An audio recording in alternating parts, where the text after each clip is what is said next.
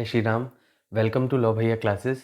जैसे कि हमने लास्ट वीडियो में डिस्कस किया था कि हम सिटीजनशिप एक्ट 1955 के बारे में बात करेंगे और अभी तक हमने सिटीजनशिप सीरीज़ में कॉन्स्टिट्यूशन के पार्ट 2 सिटीजनशिप को आर्टिकल 5 से आर्टिकल 11 तक कवर कर लिया है।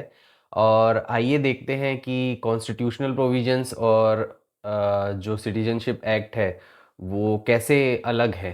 तो जैसे कि यहाँ पे आप देख रहे हैं कि कॉन्स्टिट्यूशन जो है आर्टिकल 5 टू 11 तक सिटीजनशिप के कॉन्सेप्ट को प्रोविजंस को एक्सप्लेन करता है। It defines who was the citizen specifically on January 26 1950।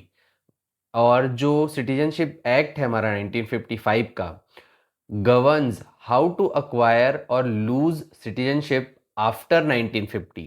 This act answers all modern citizenship questions. तो जैसे कि हमने लास्ट वीडियो में भी डिस्कस किया था कि जो कॉन्स्टिट्यूशन है वो सिर्फ 26 जनवरी 1950 को उस डेट तक कौन इंडिया का सिटीजन होगा या नहीं होगा सिर्फ उस चीज़ के साथ डील करता है। और जो सिटीजनशिप एक्ट आया 1955 का जो पार्लियामेंट ने आर्टिकल 11 से पावर डिराइव करते हुए बनाया है वो उस डेट के बाद के सिटीजनशिप से रिलेटेड मैटर्स को डील करता है। आइए आगे चलते हैं।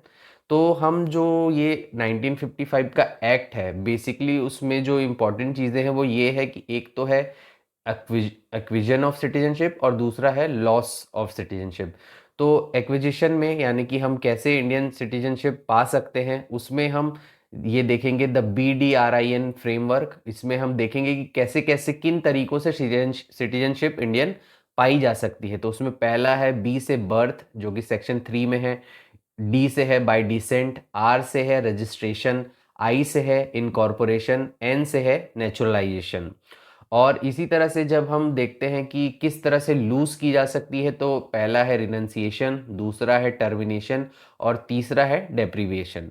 तो इस तरह से हम देख रहे हैं कि ये ये सिटीजनशिप एक्ट में ये चीज़ें दी गई हैं। इसमें नीचे आप यहाँ देख रहे होंगे कि की अमेंडमेंट ईयर्स लिखे हैं। तो इन ये जो ईयर्स दिए हुए 1986, 92, 2003, 2005, 2019 इन ईयर्स में इस एक्ट में मेजर अमेंडमेंट्स किए गए थे। चलिए आगे बढ़ते हैं और देखते हैं कि सेक्शन 3 जो कि सिटीजनशिप बाय बर्थ है वो क्या कहता है।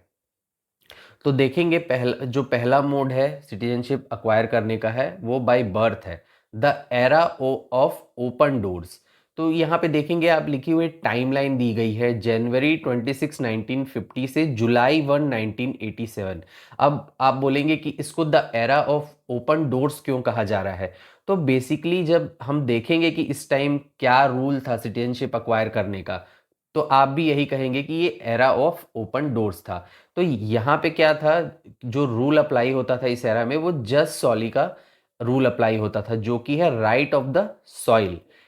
If you are born in India you are a citizen. तो मतलब बहुत ही सिंपल रूल था कि जो कोई भी इंडिया में बॉर्न हो रहा था इस पीरियड में वो इंडिया का सिटीजन बन जा रहा था। मतलब कि इसमें कंडीशन कुछ भी नहीं थी कि parents nationality is irrelevant, parents कौन से नेशनैलिटी के हैं, इंडियन है या नहीं है उससे कोई मतलब नहीं था। देख सकते हैं parents could be Indian, non Indian, illegal immigrants और रिफ्यूजीज। अगर कोई बाहर से रिफ्यूजी भी आ गया है इंडिया में जैसे कि आज हम देख रहे हैं रोहिंग्याज जो आके इंडिया में बस गए हैं तो उनके अगर इस पीरियड में वो आए होते और उनका कोई बच्चा यहाँ पैदा हो गया होता तो वो भी इंडियन सिटीजन ऑटोमेटिकली बन जाता है ना। तो कॉन्टेक्स्ट अब देख रहे हैं हम, this era ended due to demographic concerns regarding refugees from neighbouring countries. तो इस कंसर्न के कारण कि भाई जो मैंने बताया कि रेफ्यूजीज या इलीगल इमिग्रेंट्स के बच्चे भी इंडियन सिटीजन हो जाएंगे, इस कारण इस प्रोविजन में चेंज किया गया। क्या चेंज हुआ वो हम आगे देखते हैं। अब the 1986 amendment restricts the right. अब देखिए जो सेकंड जो पीरियड है वो है जुलाई 1 1987 से दिसंबर 3 2003 तक का।